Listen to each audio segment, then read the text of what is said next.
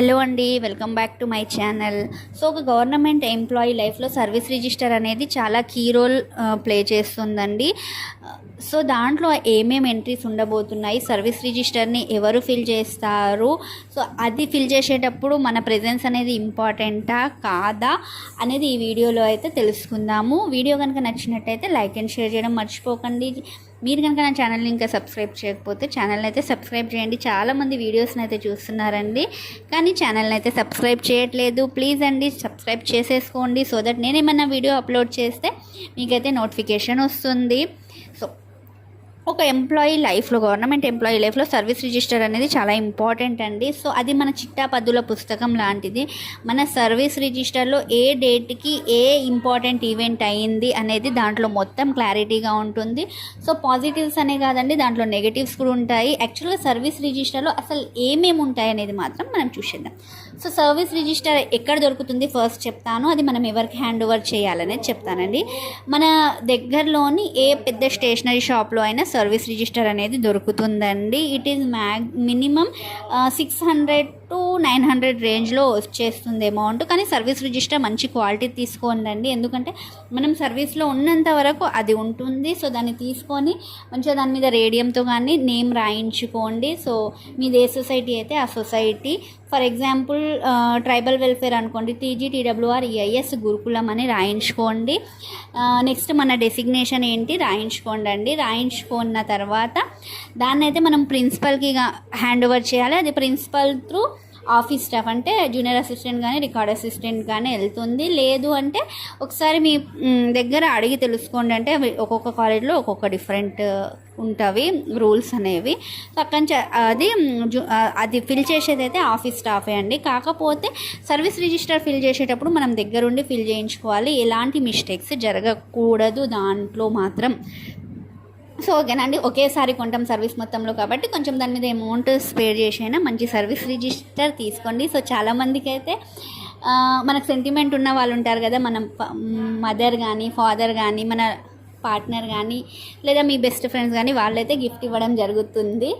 So ఎందుకంటే by lucky హ్యాండ్స్తో తీసుకుంటాం కాబట్టి. సో సర్వీస్ రిజిస్టర్లో ఏమేమి ఉంటాయండి అంటే, ఫస్ట్ అయితే నేను చెప్పాను కదండి, దాని అంటే కవర్ మీదనే నేమ్ ఇవైతే వచ్చేస్తాయి. దాని లోపల ఏముంటాయంటే ఫస్ట్ అండి, సో మనకి ఏమైనా అడిషనల్ క్వాలిఫికేషన్స్ ఉంటే అవి వచ్చేస్తాయి. సో మనం డేట్ ఆఫ్ జాయినింగ్ ఉంటుంది. నెక్స్ట్ మనం ఏమైనా ఇన్ఛార్జెస్ తీసుకుంటే, అంటే పెద్ద పెద్ద ఇన్ఛార్జెస్ లైక్ వైస్ ప్రిన్సిపల్ లాంటివి అవి వస్తాయి. నెక్స్ట్ సర్వీస్ వెరిఫికేషన్ వస్తుంది. దాని తర్వాత మనకు ప్రొబేషన్ డిక్లేర్ అయిన తర్వాత రెగ్యులరైజ్ అవుతాం కదా, అది దాంట్లో మెన్షన్ చేయడం జరుగుతుంది. ఎంప్లాయీ ఐడి వచ్చేస్తుంది. నెక్స్ట్ మనకు ఎవ్రీ ఇయర్ ఇంక్రిమెంట్ ఉంటుంది కదండి, అది వస్తుంది. నెక్స్ట్ మనం ట్రాన్స్ఫర్స్ ఏమన్నా అయితే అది దాంట్లో మెన్షన్ అవుతుంది. అంటే ఇప్పుడు మనం ట్రాన్స్ఫర్ అయ్యాము, ఎక్స్ ఇన్స్టిట్యూషన్ నుంచి వై ఇన్స్టిట్యూషన్కి వెళ్తున్నాం అనుకోండి, ఎక్స్ ఇన్స్టిట్యూషన్లో రిలీవింగ్ తీసుకొని వై ఇన్స్టిట్యూషన్లో జాయిన్ చేస్తాం కదా, అదైతే దాంట్లో వచ్చేస్తుంది. సేమ్ ప్రాసెస్లో ప్రమోషన్ అవుతున్నాము, ఒక జూనియర్ కాలేజ్ నుంచి డిగ్రీ కాలేజ్కి అవుతున్నాం అనుకోండి, అది కూడా వచ్చేస్తుంది. సో జూనియర్ కాలేజ్ నుంచి రిలీవింగ్ అయినట్టు రాసుకుంటాము, ఇక్కడ వీళ్ళు రాస్తారు. నెక్స్ట్ అక్కడికి వెళ్ళాక హ్యాండ్ ఓవర్ చేసినాక అక్కడ జాయిన్ అయినాక వాళ్ళు జాయినింగ్ రిపోర్ట్ రాస్తారు. నెక్స్ట్ ఏంటంటే మనకు for example PGT to JL మనకు ప్రమోషన్ వచ్చిందనుకోండి, మన శాలరీ అనేది చేంజ్ అవుతుందండి. సో దాన్ని శాలరీ ఫిక్సేషన్ కూడా దాంట్లో మెన్షన్ చేయడం జరుగుతుంది. నెక్స్ట్ వచ్చేసి మనం ఏమైనా డిపార్ట్మెంటల్ టెస్ట్ అయితే క్వాలిఫై అవుతామో అవి కూడా దాంట్లో మెన్షన్ చేయడం జరుగుతుంది. నెక్స్ట్ గురుకులంలో మనకు హెల్త్ కార్డ్ అయితే ఉండదండి, కానీ మనకి ఏమైనా సర్జరీస్ ఏమన్నా అయితే రీఎంబర్స్మెంట్ అనేది రావడం జరుగుతుంది. సో దీని గురించి నేను క్లారిటీగా వీడియో చేసిన తర్వాత, సో మనం ఏమన్నా రీఎంబర్స్మెంట్ క్లెయిమ్ చేసుకున్నామా, మెడికల్ రీఎంబర్స్మెంట్, అది కూడా దాంట్లో అయితే మెన్షన్ చేయడం జరుగుతుంది. నెక్స్ట్ వచ్చేసి లీవ్స్ గురించి అండి. లీవ్స్ అంటే జనరల్ లీవ్స్ అయితే రావండి దాంట్లో. సో మనము ఇయర్ వైజ్ తీసుకునేవి, ఏమైనా లాస్ ఆఫ్ పేస్ పెట్టుకుంటే అవి వస్తాయి దాంట్లో. మెటర్నిటీ లీవ్స్ మెన్షన్ చేయడం జరుగుతుంది. చైల్డ్ కేర్ లీవ్స్ మెన్షన్ చేయడం జరుగుతుంది. మనకు హాఫ్ పే లీవ్స్ ఉంటాయి కదండి, అవి మెన్షన్ చేయడం జరుగుతుంది. అబార్షన్ లీవ్స్ అంటే మిస్క్యారేజ్ అవుతాయి కదా, అలాంటి లీవ్స్ కూడా ఉంటాయండి, అవి కూడా మెన్షన్ చేయడం జరుగుతుంది. హిస్టెక్టమీ లీవ్స్ అనేవి వేరే ఉంటవి, అవి మెన్షన్ చేయడం జరుగుతుంది. మనకి ఏదైతే ఫ్యామిలీ ప్లానింగ్ అవుతుంది కదండి, దానికి స్పెషల్ లీవ్స్ అనేవి ప్రొవైడ్ చేయడం జరుగుతుంది, అవి కూడా దాంట్లో మెన్షన్ చేయడం జరుగుతుంది. ఈ లీవ్స్ అన్నీ మెన్షన్ చేయడం జరుగుతుంది. నెక్స్ట్ ఎర్నింగ్ లీవ్స్ ఉంటాయి కదండి, ఆ ఎర్నింగ్ లీవ్స్ ఎన్ని చేసాం మనం, ఎన్ని డేస్ ఎక్స్ట్రా ఎర్నింగ్ లీవ్స్ ఉన్నవి అవి మెన్షన్ చేయడం జరుగుతుంది. నెక్స్ట్ దాన్ని మనం సరెండర్ చేసి అమౌంట్ క్లెయిమ్ చేసుకుంటాం కదండి, ఆ డేటా కూడా దాంట్లో అయితే మెన్షన్ చేయడం జరుగుతుంది. సో ఇవన్నీ మన సర్వీస్ రిజిస్టర్లో మెన్షన్ చేయడం జరుగుతుంది. అడిషనల్ క్వాలిఫికేషన్ లేదా మనం టెట్ క్వాలిఫై అయినాము, సో దాని డేటా అంటే ఎప్పుడు ఏ ఇయర్ ఏ డేట్ రోజు ఏ ఏ ఏ గవర్నమెంట్ కండక్ట్ చేసింది విత్ హాల్ టికెట్ నంబర్, అది ఎప్పటి నుంచి ఎప్పటిదాకా వ్యాలిడ్ అనేది అది మెన్షన్ చేయడం జరుగుతుంది. సో ఇంకో అడిషనల్ క్వాలిఫికేషన్ ఏంటంటే, ఫర్ ఎగ్జాంపుల్ మీరు పీజీటీగా వర్క్ చేస్తున్నారు, సెట్ కానీ నెట్ కానీ క్వాలిఫై అయినారు, సేమ్ అది కూడా రాయడం జరుగుతుంది.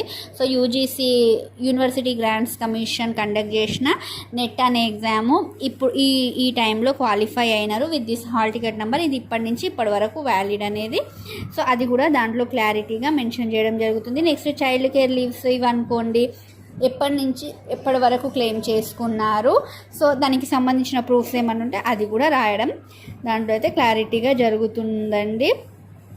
సో ఇవన్నీ పాజిటివ్స్ అండి, నేను చెప్పినవన్నీ ఇవి మనకు జనరల్గా మన సర్వీస్లో జరిగేవి ఇదంతా. సో ఇవి కాకుండా ఇంకేం రాయడం జరుగుతుందండి అంటే సర్వీస్ రిజిస్టర్లో, సో మనకేమన్నా మన వల్ల ఏమన్నా అబ్నార్మాలిటీస్ జరిగితే మనకి మెమోస్ లేదా షో కాల్స్ అనేవి ఇష్యూ చేయడం జరుగుతుంది కదా, అవి కూడా అంటే సివియర్ ఉన్నవి అవి కూడా సర్వీస్ రిజిస్టర్లోకి ఎక్కుతాయి. సో ఇంకొకటి మన ఎవరి సర్వీస్లో అలా అయితే జరగకూడదు. సో మనకు సస్పెన్షన్ ఎప్పుడైనా జరిగితే మాత్రం అది కూడా దాంట్లో మెన్షన్ చేయడం జరుగుతుంది. ఈ పీరియడ్ నుంచి ఈ పీరియడ్ వరకు సస్పెన్షన్ అయింది, మళ్ళీ రీజాయిన్ అయినారు అనేవి ఇవన్నీ సర్వీస్ రిజిస్టర్లో అయితే ఎక్కడం జరుగుతుంది.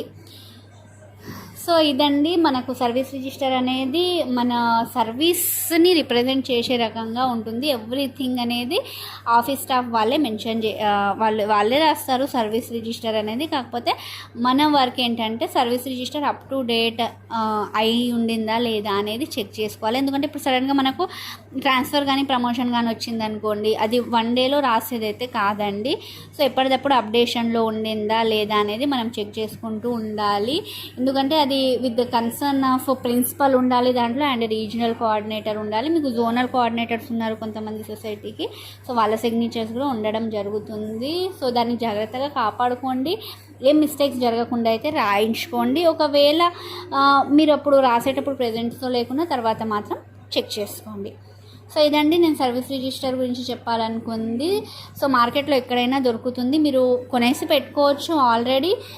లేదు ఎంప్లాయీ ఐడి వచ్చాకే కొనుక్కుంటామన్నా కూడా ఓకే. ఎవరైతే చెప్పరు మీకు కొని హ్యాండ్ ఓవర్ చేయండి అని, సో అక్కడ ఉన్న స్టాఫ్ అందరు కలిసి ఒకే దగ్గర తీసుకున్నా నో ప్రాబ్లం అండి. సో వీడియో కనుక మీకు యూస్ఫుల్ అనిపిస్తే లైక్ అండ్ షేర్ చేయడం మర్చిపోకండి. మీకు ఇంకే టాపిక్ మీదైనా వీడియో కావాలనుకుంటే నాకైతే కామెంట్లో తెలియజేయండి, వీడియో చేయడానికి ట్రై చేస్తాను. Have a nice day.